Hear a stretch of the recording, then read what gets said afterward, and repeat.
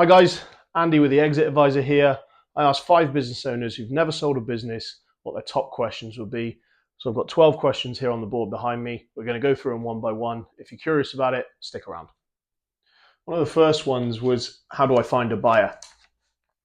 So obviously there's a lot of ways you can find a buyer. You as the business owner can do it yourself. You might know somebody that's in the industry, someone that's called a trade buyer, that would look to acquire you as part of a sort of strategic move, like a strategic roll up or something like that.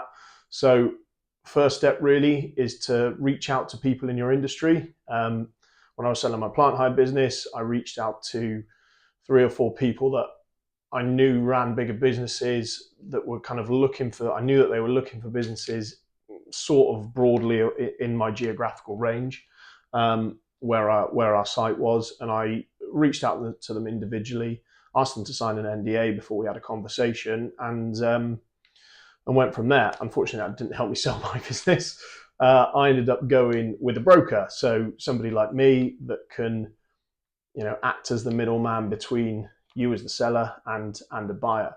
That alleviates a lot of pressure, or it should alleviate a lot of pressure if you find the right one.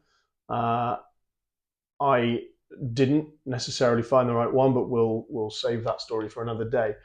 So yeah, there's kind of 2 ways to do it really. Either you're going to know someone in the industry, you're going to know, assuming you've been in your industry for a while, you're going to be connected. You should have been networking and likely to know another person who would potentially run a similar sized business or a bit of a bigger sized business, looking to acquire you into their strategy.